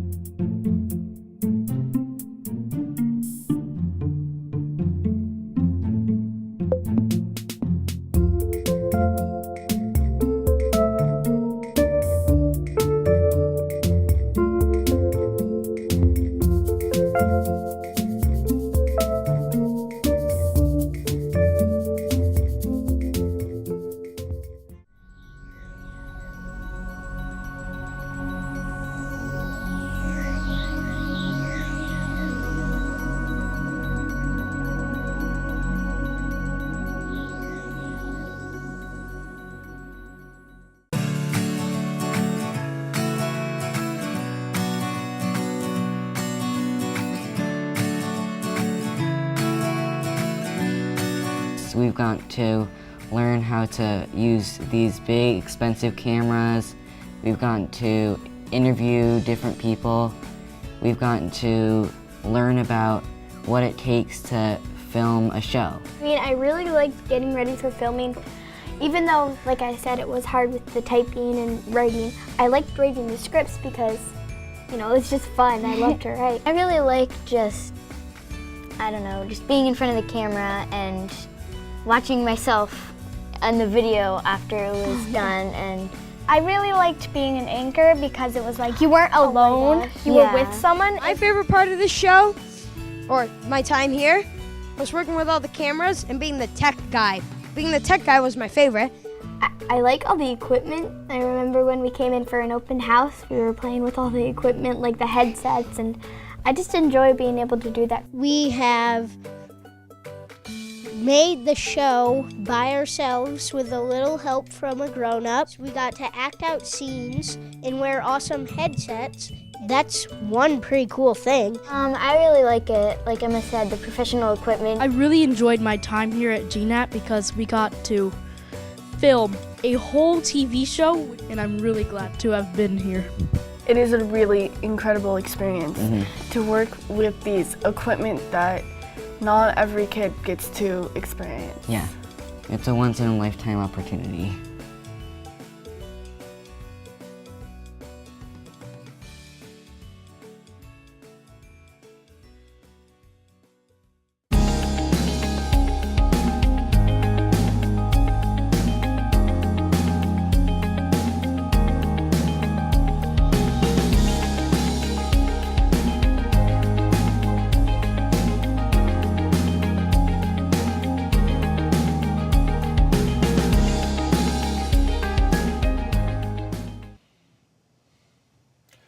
Okay, and welcome back to Election Night Live here on GNAT-TV. Last half hour of our 2-hour live show tonight, bringing you the results from a lot of the local elections around Bennington County, as well as the statewide. And I think in this last half hour, we'll venture a little bit into the national scene to see what else is going on out there beyond the Green Mountains. But before we leave Vermont, let's just have a quick look again at the governor's race. That's one of the ones that we were too early to call earlier when we were last talking about it. But John, do we have some updated numbers here on what's happening in the governor's race? We do. It looks like Phil Scott won most of Bennington County. Even Bennington, which is traditionally a pretty strong Democrat town, there were only a couple votes that looks really close, though, right? Very, very close. 1 percentage point. It looks like about less than 20 votes separated the two candidates. Is that for the county or for the town of Bennington? For the town. For the town. 20 votes separated them. Christine Holquist won by 46%, and Phil Scott got 45%. And then the rest of the state is in the county. Or no, that's in Bennington town. And then you look at the rest of the county. Oh, I see. Right. The rest of the county, Sandgate hasn't reported in yet, but Manchester, Dorset, Arlington, Shasberry, Scott is Woodford, carrying all those towns. all going for Scott. Mm. So it looks like it was Searsburg. Okay. Phil Scott got the 19 votes versus Christine's 12. Yeah, so it looks like it's straight across the board. There's a couple towns. Middlebury was a good town for Christine, and Brattleboro and other towns that you would expect that she'd probably pick up. But it looks like Phil Scott's running. It looks like the question is whether he'd get 60% of the vote. Okay. He's just teetering under that, and there's a lot of the states still kind of out there. Even the areas of the Northeast County, Milton, he won Milton. Actually, That was always, I guess, the question after the gun control law, that how much support would he lose? Or would that be offset by picking up support among moderate Democrats who like that idea? All right. The other thing we ought to just touch on it, because Patty touched on it, is if the House really does become veto-proof, we're in a very different environment than we were this year. For instance, the surplus money last year in that battle that took place between Phil Scott and the legislature would clearly this year go the other way. So he's going to have, I don't know how much fun it is to be the governor when you have both bodies with veto-proof majorities. And so in a way, it means the legislature's in control versus the governor. I've been in that situation before where you could throw out these vague threats that you're going to veto stuff, but everyone just kind of chuckles when you throw that out. So. I think, it's a totally different. In the past, now, keeping every Republican, if you got 53 of them, and you need 51 or 50, what do you need, 50, 51? 51. Per block? Right. Yeah, 51. 51.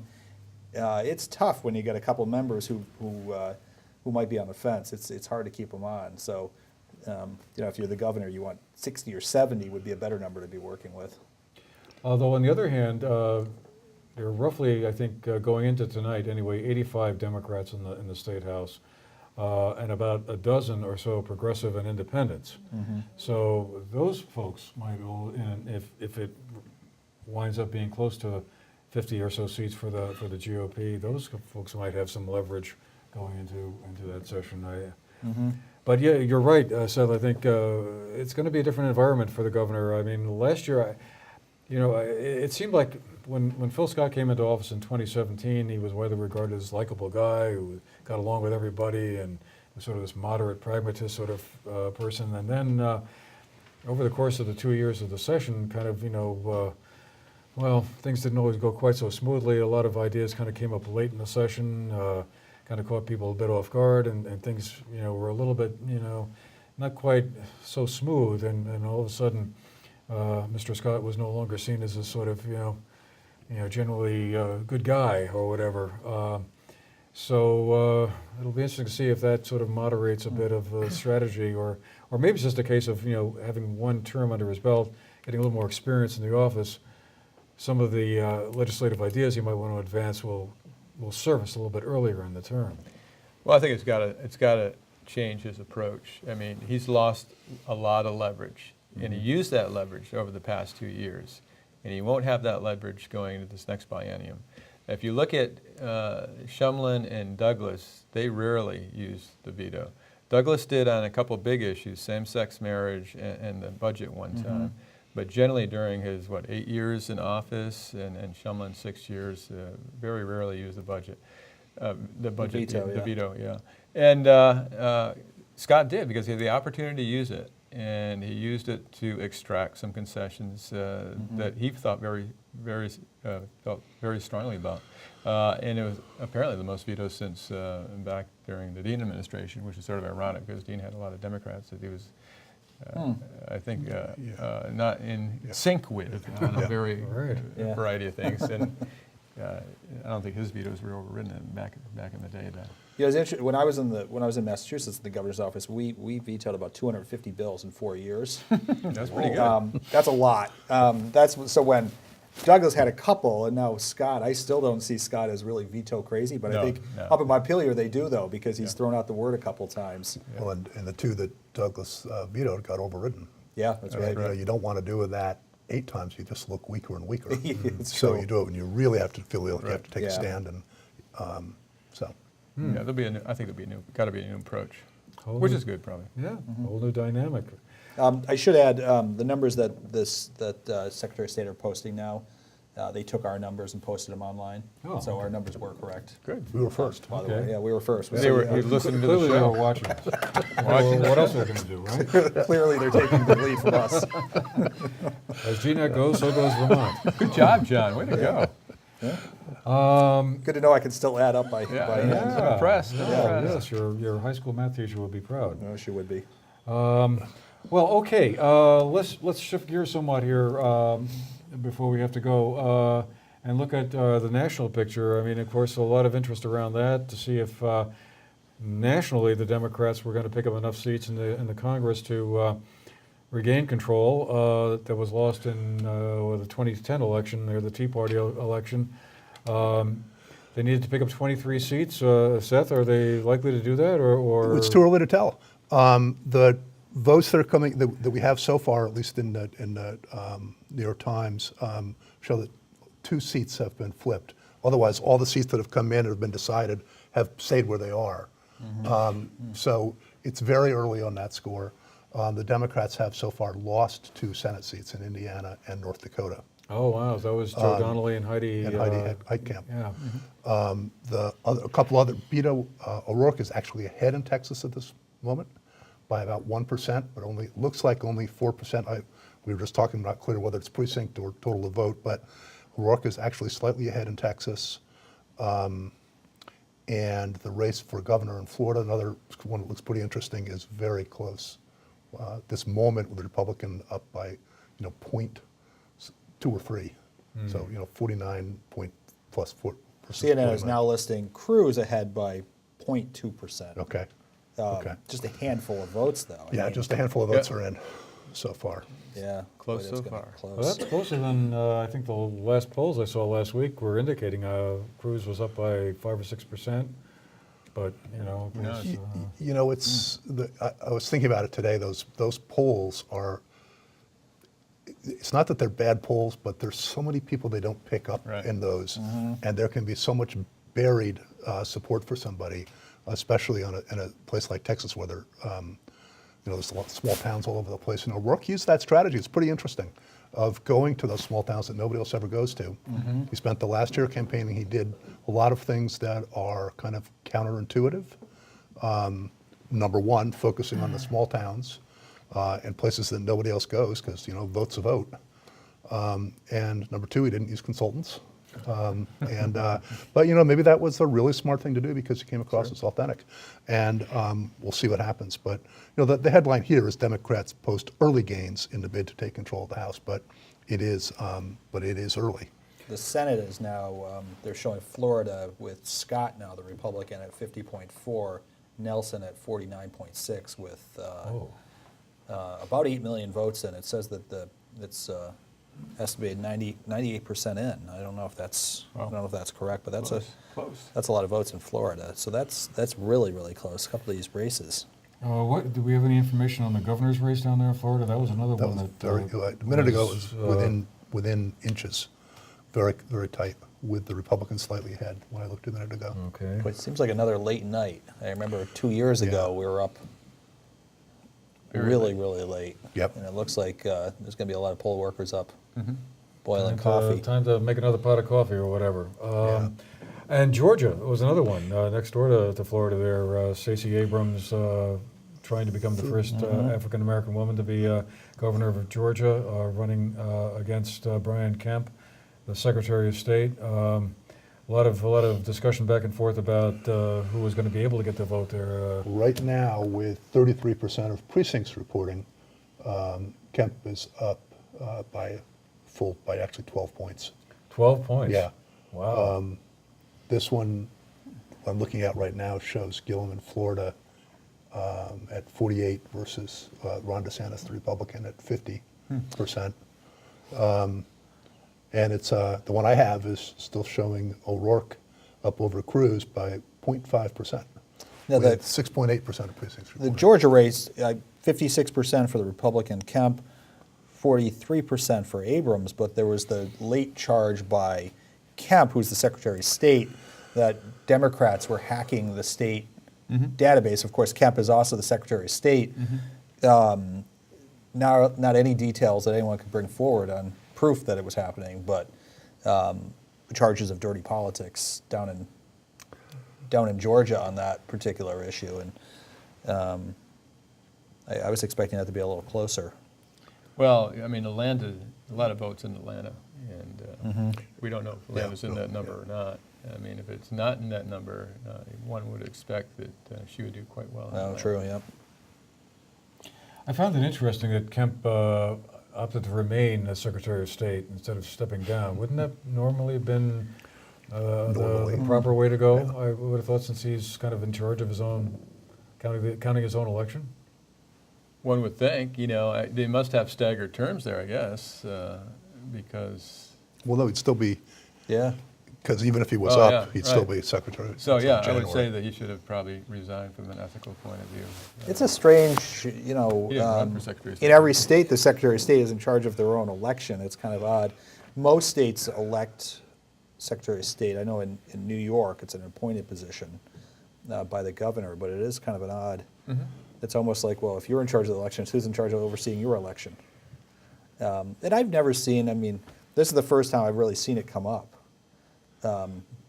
It's usually not a highly coveted.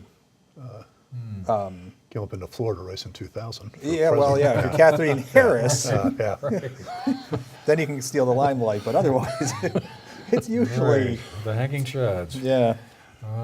Another race I was wondering about, speaking of New York, that congressional race over in Albany between John Faso and Anthony Delgado, which seemed to be just absolutely saturating the TV screens with some of the harshest negative advertising I remember seeing locally here. Is there a way, I guess, GNAT has a close relationship with Comcast. Is there some way that we can get out of the New York TV market, at least in November? Was anyone else here tired of the New York political ads? Well, I found them interesting and maybe amusing. Well, I do a lot of business, or I go down to Tennessee quite often for business, and they're mild compared to what I saw in Tennessee. Oh, wow. Some of the House races, or Senate race and the governor's race, mostly the Senate race. And it's just every ad negative, every ad, and vicious, it's just awful. And we're blessed, I think, in Vermont not to have succumbed to that yet. Yeah, well, let's hopefully never. Let's hope we never do, because it was just really astonishing just to see the full strength of what really harsh negative advertising is all about. You don't normally see that here. And so, I'm pulling it up John, here. while you're digging that up, you remind me, we want to talk a little bit about Tennessee, for instance, because that was a state where there was some hope that the Democrats had of picking up a Senate seat with Bob Corker retiring. Phil Bredesen was the former governor there, very well liked, last Democratic governor that the state had, probably the last Democratic office holder statewide anywhere in Tennessee. It certainly flipped to seems like a long time majority since Al Gore was a Republican. senator Oh, from I know it. But he's running against Marsha Blackburn, who was Congresswoman, and As I say, there's been a very aggressive race, and Bredesen was holding his own in the polls, but we'll see. I don't know how that's going to come out tonight. I'm just not registering here yet. There's two races in New York. There's the Faso race that I think we got a lot of ads on. Then there's the Stefanik and Cobb. A really interesting district. It's actually where I grew up, but it's basically a quarter of the entire state. Cobb from the northern reaches, and it looks like the early results, very, very early, are for Cobb, but there's only a couple thousand votes counted so far. But that could be an interesting race there too. That was the before it turned in the late 1990s. They hadn't elected a Democrat since Reconstruction, and then there was one guy that was in there from Plattsburgh for a couple years, and then Stefanik took it back. Right. But Cobb could throw a bit of an upset there. With the Faso race, nothing in there yet. Okay. That was extremely close, like 1 percentage point dividing the two. Last poll I saw last week, so it could be another nail biter that will keep us up to the wee hours. You know, before we leave New York, another interesting race is that district up near Plattsburgh, I think it is. Chris Collins, the current office holder who was indicted for insider trading, suspended his campaign for a while, but now is back on the ticket. We don't have any results from that district yet, do we? Well, this is what happens when you do a show with a New York City guy. He's all the way out in Buffalo. Oh. Plattsburgh, Buffalo. Buffalo. Anything north of Westchester is like kind of like, you know, flyover. If it's not New York City, it's out there somewhere. Yeah. Somewhere. There's a city and then there's the rest of the world. But actually, Collins right now, the incumbent is down with not a lot of votes counted. So that could be an interesting race. That was one that that actually used to be held by Reynolds, who was one of the underlings right under Newt Gingrich, and they had actually gerrymandered the seat. Usually New York seats are very, very marginal because there's not that many Republicans to gerrymander, but in that case they actually packed in as many Republicans as they could find to make Reynolds' seat so safe so he could vote with Gingrich all the time. So it's basically that whole western part of the state except for Buffalo. They took Buffalo totally out of it. So that could be, if Collins loses, that's a big upset because that's a very, very Republican seat that was really gerrymandered to make one of Newt Gingrich's guys very safe. Well, we shall see. You know, I was just thinking, sort of on a philosophical level, you know, we've heard an awful lot over the past year and a half at least about the division within the country, the polarization of voters, red states, blue states, you know, never the twain shall meet. I mean, what do you guys think is going to be the outcome of all this, assuming, let's just say for talking purposes, assuming the Democrats do retake the House and the Republicans retain control of the Senate, kind of a split verdict. I mean, what is the read on that, do you think? Are we going to start to see a little bit more coming together again around the electorate, or are we going to go right into a equally divisive 2020 presidential campaign where, you know, who knows what might come on? Any thoughts on that? B. Yeah, more division? I hope for the former, but I think it's going to be the latter. I mean, what you've seen over the past few years is that moderate Republicans have lost in primaries to the polarized to the Republicans to the right, and moderate Democrats, to some extent, have lost to the more progressive wing as well. And so you've got the base very energized and active, but very polarized as well. So it's hard. I think it's going to be hard politically to bring them together. And I think the 2020 election will be a very important election, obviously, to see if we can get past that in any way. But I don't think we'll get past it until after that. Here's the one interesting, I guess if you're a Republican, the only good news in the Northeast is New England governor's races. You're probably going to end up with 4 Republicans and 2 Democrats. Rhode Island is actually the most Democrat state in the country. They'll keep it looks like they'll keep a Democrat governor in Maine, all over the place. But it looks like New Hampshire, Vermont, Massachusetts, and Connecticut will go Republican. So that's probably the only good news if you're a Republican in the area. Yeah, right. I've been thinking about, I mean, one of the things that's interesting about that is, and we talked about it a little bit when we were off camera, the moderate old school Republicans, New England Republicans, as you referred to them as, you know, the old Rockefeller Republicans. Rockefeller Republicans, and that's who these guys are in large measure. You know, they can win. They could never get elected from these states to the Senate because even though, just like you take the Democrat in Tennessee who's running this time, they'd elect him governor, but they wouldn't elect him in that case. They wouldn't elect the Democrat who's the governor who they like to the Senate, because they don't want to give the national needle list. So it's so fraught with contentiousness there that they want to make sure their side keeps the edge. And the same thing with these guys running. You know, my sense is Phil Scott could never get elected to the U.S. Senate. They'll vote for him for governor, and the same thing with Charlie Baker in Massachusetts and the others. But really I think there's two things there. One is that moderate Republicans still can win in these states. Is it a fiscal thing? Is it a checkbook thing? At the local level?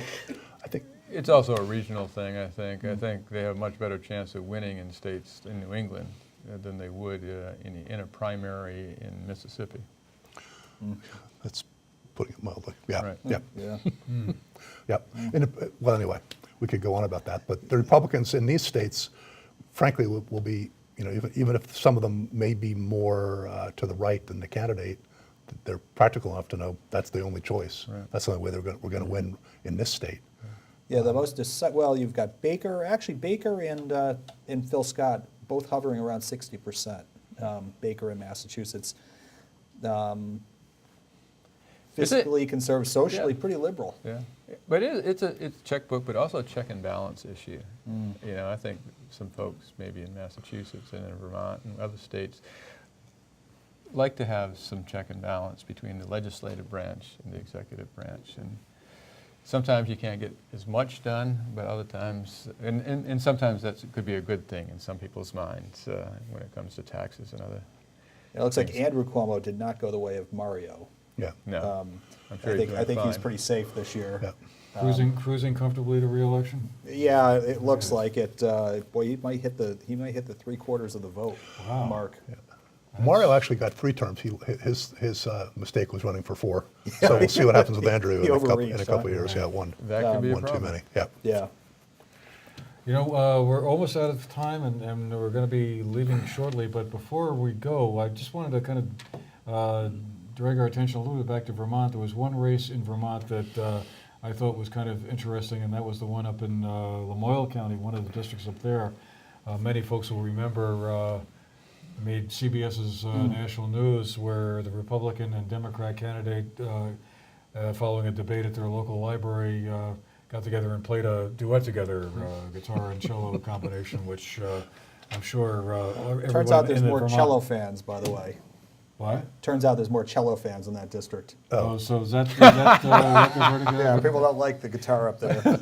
Oh, boy, who would have thought? So what are we looking at here? Lucy Rogers, about almost 60% of the vote, and Zach Mayo. Zach Mayo, 41 or so. Yeah. Interesting. I was wondering how that was going to play out, because it seemed like they were... What town is that, do you know?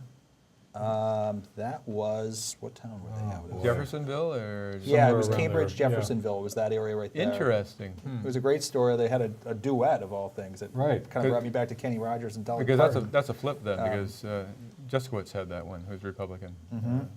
Vice versa. Interesting. Yeah.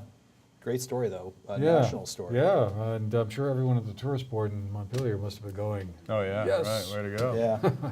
Let's have more of that. I think Vermont got a fair amount of coverage in the national media this year. They did, yeah. Christine Hallquist, of course, being the first openly transgender candidate running for governor, and a few other situations. We got into the national, Bernie Sanders, obviously, another one, not just being the last state to matter or whatever. Yeah, the down ticket race is the only one that was a little closer than I thought it would be, was the lieutenant governor race. The other ones are Where's that right now, Judah?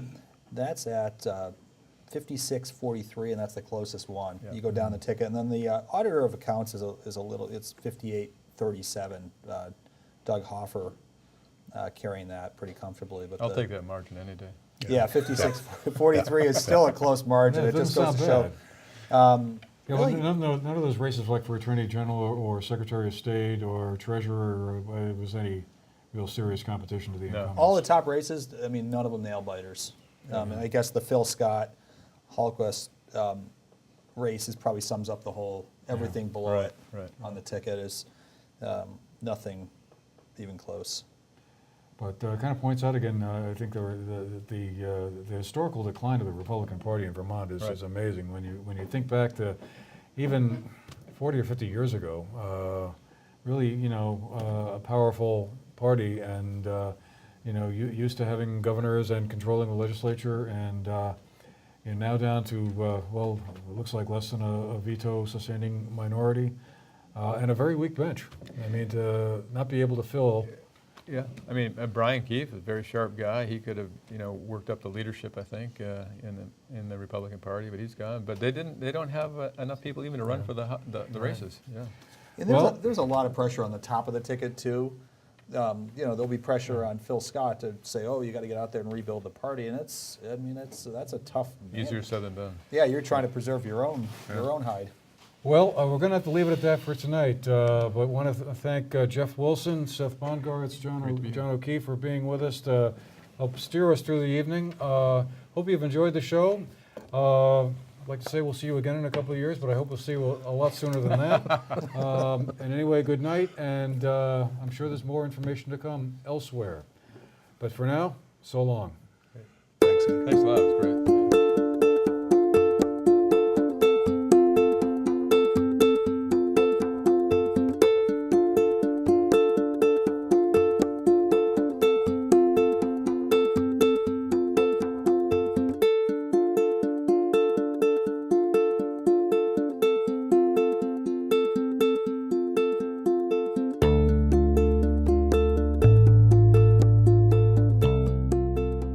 What is it we mean when we say free speech? Those in favor of Article 9 say aye. Because 20% over just a few years is obviously not sustainable. It's not just bringing in a like district there. And I have no comment on the petition. I think in the board's opinion, it's land that's not going to be developed. We are going to discuss some very contentious topics. That's the standard we all want in a small town. If this is passed, does the taxpayers kind of lose their say? What is it we mean when we say free speech?